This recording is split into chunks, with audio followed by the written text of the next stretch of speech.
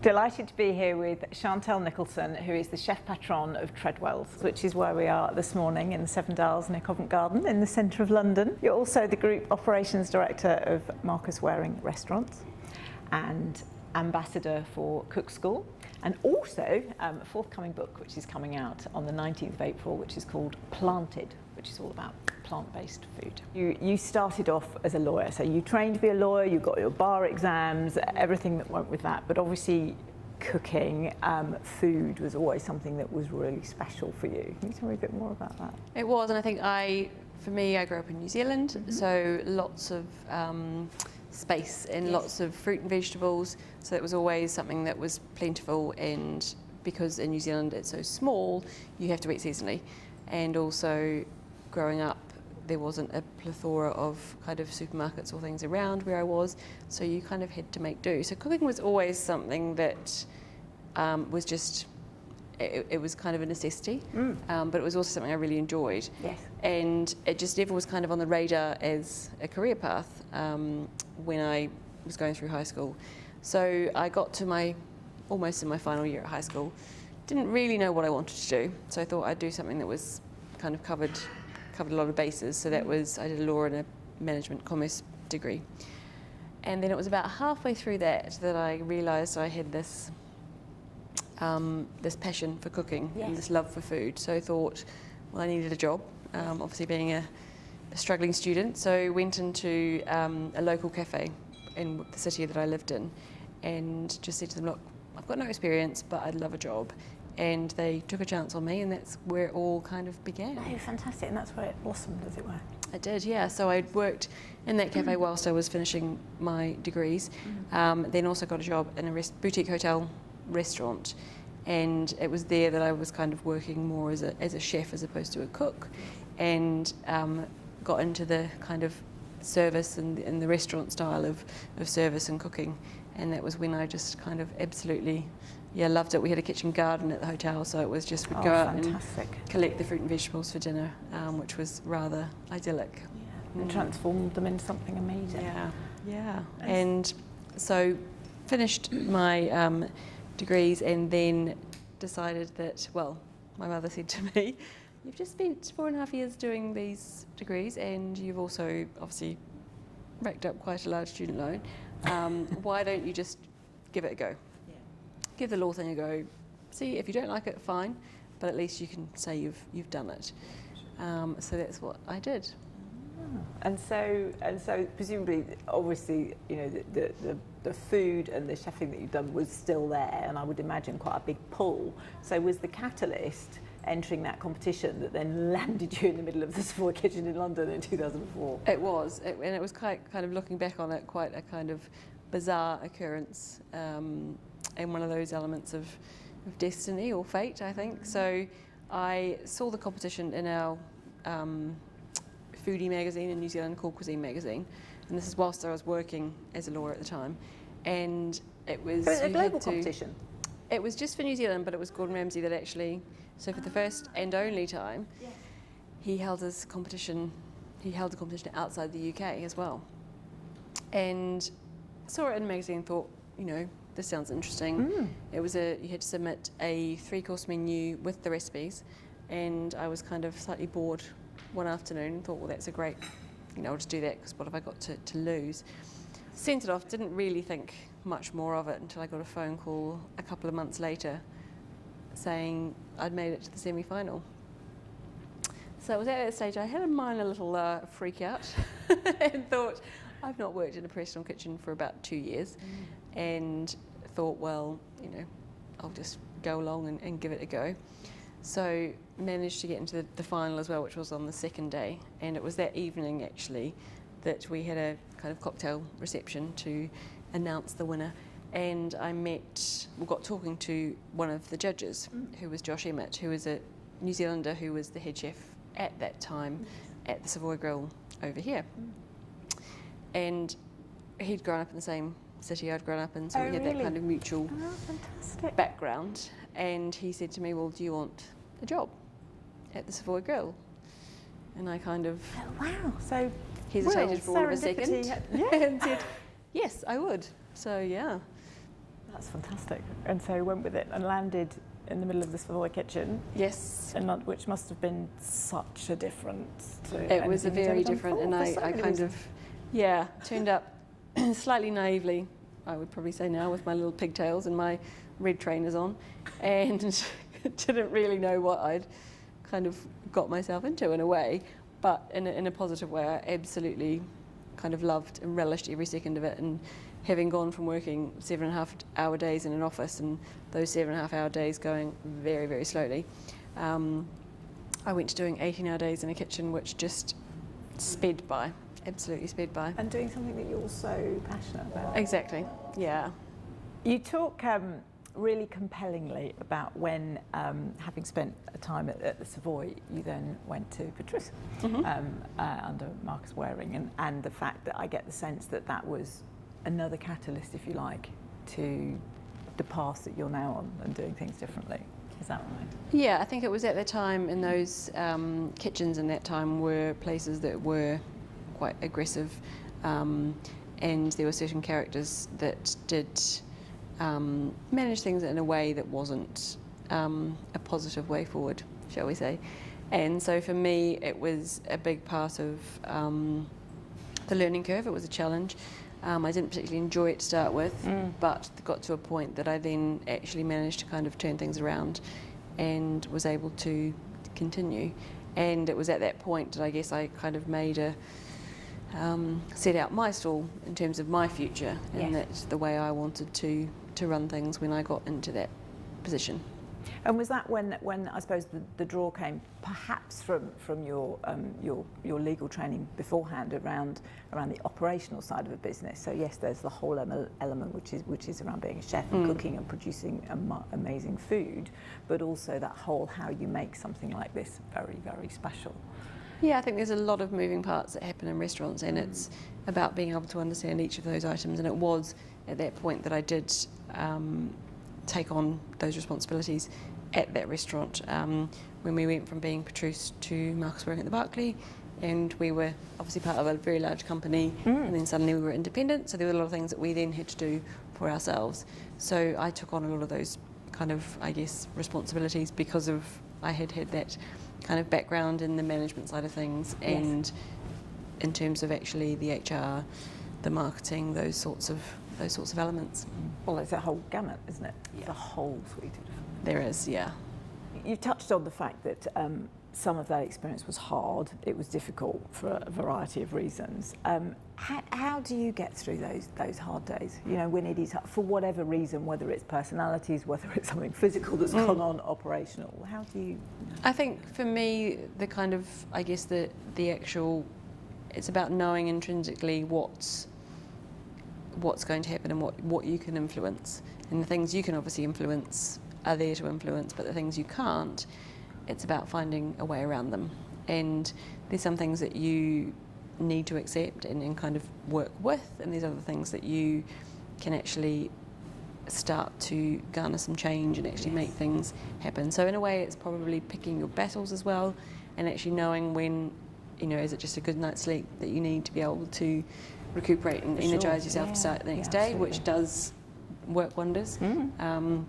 Or is it something that you need to actually make some forceful movement towards to be able to impact change? Yeah, sure. But and as you say, it's something that's very cognitive, if you like, around what you can control, and what you can influence, and actually that which we can't, which is going to be very hard. And I guess it's choosing those things that you know you feel very passionate about or very strongly about, and trying to work towards those, or other things that you know actually you're better to move on to the next thing.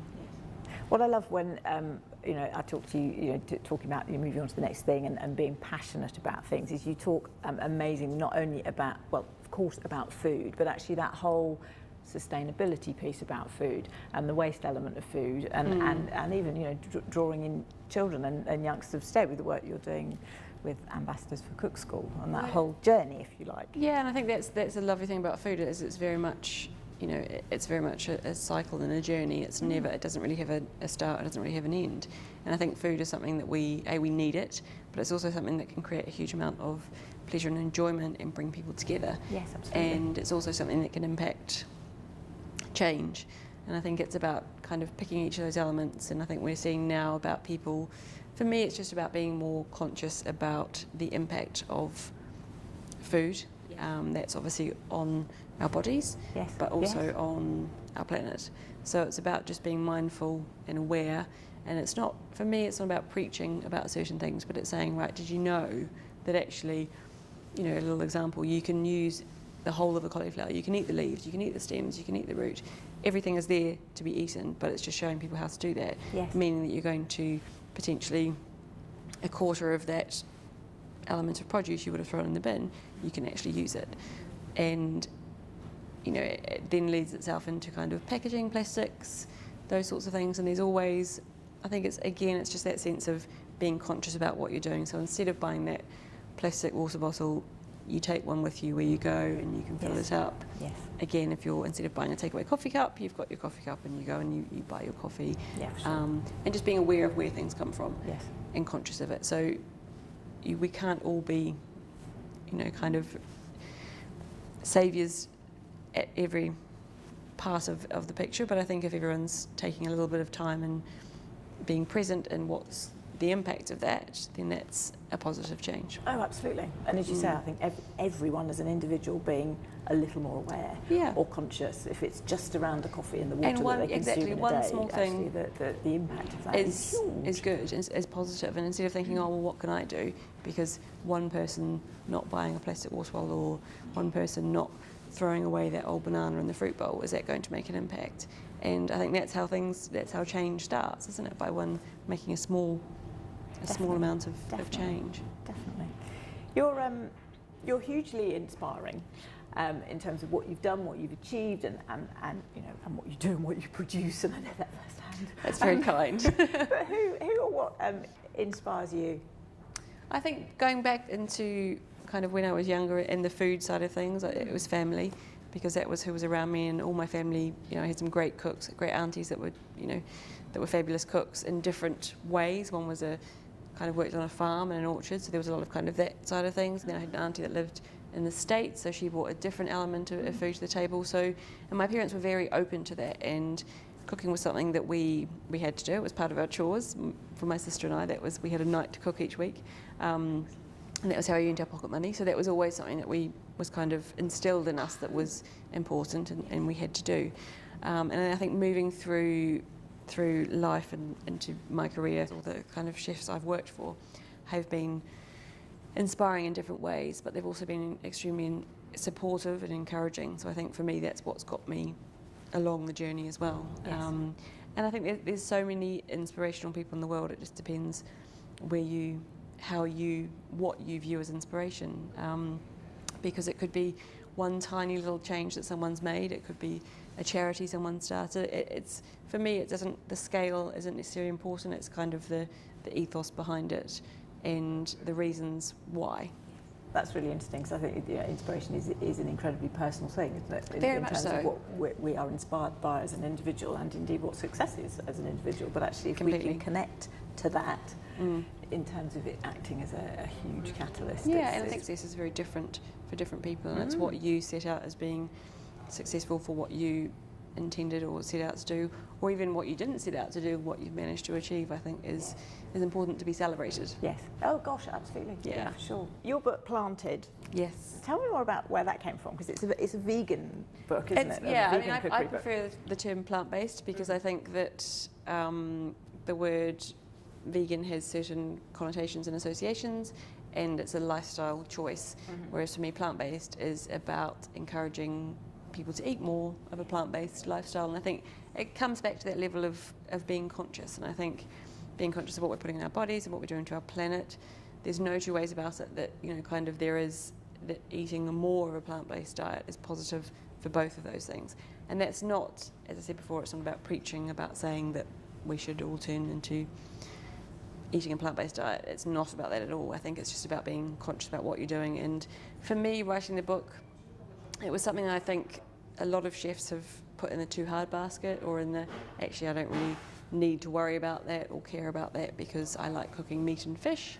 And so that's, I think, where for me it was a challenge of actually saying, well, you can still have food that's absolutely delicious and tasty, even using, not being able to, or restricting what you use, and to be able to create, I guess, a resource for people that do have a plant-based diet or also are dairy intolerant or egg intolerant, and actually allow it to be something to celebrate. Yes, absolutely. Well, I think that was really interesting because I remember when I first spoke to you about your book, which I think was about this time last year. It was, yeah. And it was, and I remember you speaking so compellingly and passionately as you do about plant-based food that, you know, and as you say, it does sometimes get uncertain or challenging press, or people expect they're going to get something that's not particularly delicious or interesting. But actually, the way that you talk about it and the way that we can actually produce something remarkable, and that's, I think, is what you put into your book. That's the intention.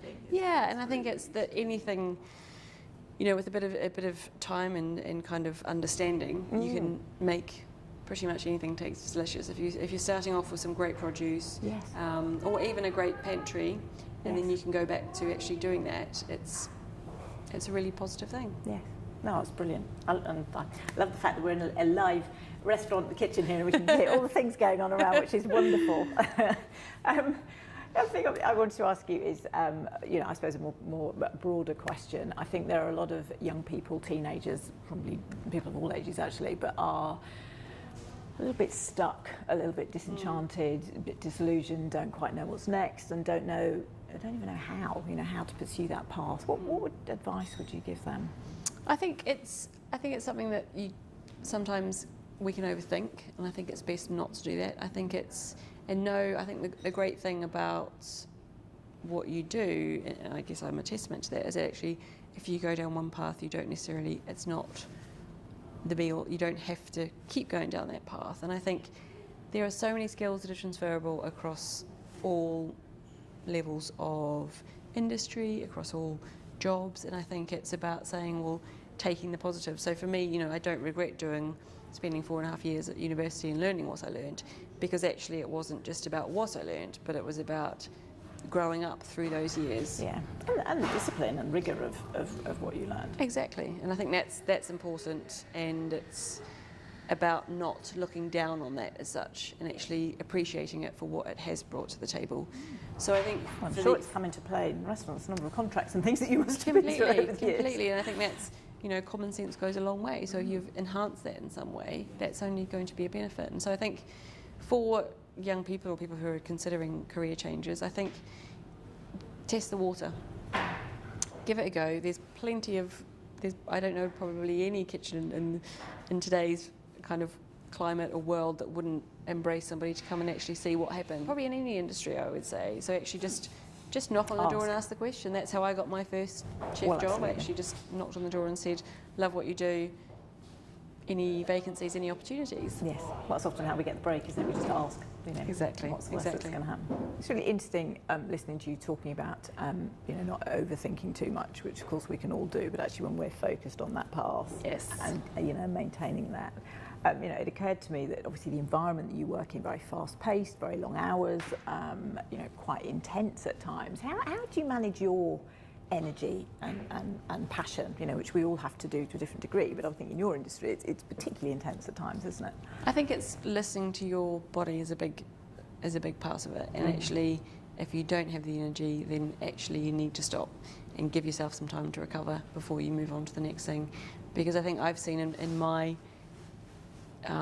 time working in this environment, there are points where you get to a point and you just, you know, tiredness is horrendous, and it's probably one of the worst things for us. A form of torture, isn't it? So it is, exactly. Yeah, and emotionally and physically, it's just not a good way to be. So I think it's understanding where your limits are, and actually then knowing when to kind of put the brakes on, take some time out, and when to move forward. And doing things that actually, you know, a lot of what we put into our bodies has a big impact on energy levels, and Absolutely. if it's too much of the kind of sugary stuff, it actually has I notice for myself, it has a really negative impact. And it's actually about having that food that you can know that will sustain levels of energy, you know, healthy fats, good protein, lots and lots of vegetables, and actually just, plenty of water, and obviously kind of nurturing yourself. I think we sometimes really forget to do that. Yeah, we do it to absolutely. others, but sometimes we forget to do it to ourselves. So I think that's probably a big part of it, is understanding where those boundaries are and knowing when you just need to actually take your foot off the accelerator for a bit and have some chill out time. And I think it's, again, sleep is hugely important, but it's not necessarily about the quantity, it's more about the quality. Yeah, for sure. And I think if you can get a really good 6 hours sleep, for me that's actually better than 8 hours of not really I agree. awake. Really. And again, it's looking at those things that can actually enhance your sleep Performance, patterns. yeah. Exactly. And then, conversely, give you the energy to be able to keep going. And is that something that you obviously have honed it over the years, but do you think there's also an element of discipline? I think particularly when, one is driven and, and we've got a goal or a focus. Yeah. Sometimes it's easy to know theoretically about that, but not necessarily take it into one's daily schedule, if you like. Yeah, so very you true. sometimes had to maybe use a discipline around, the sleep, the energy, Yes. the food, and the saying actually. Yeah, you do, and I think I it's have to sometimes being a stop. little bit selfish to yourself and actually saying, look, I need to have some time out, or if it's, and I think that's again where friendships come into play in relationships, that actually knowing what your limits are and saying, actually, if I need to cancel something which I've booked in, which actually hasn't worked out because I had to, I finished late yesterday, or I've had to go into work on a day I wasn't meant to, so I hadn't planned to. That's it's taking those things into account, and for me, it's also having the right people around you that actually support that notion, instead of kind of getting frustrated with it or not seeing the positivities of it. It's actually somebody that can support that, people around you that support that and actually allow it to happen. Well, I think that's really interesting. I think, the whole, looking after oneself in terms of our performance and our energy and what we deliver, but equally, the impact of people on us, is huge for positive and for negative, and that's, surrounding ourselves with those people that lift us up. Exactly. Has a phenomenal impact. Yes. For sure. Yeah, definitely. What's your view on what we should perhaps be doing individually and collectively around equality,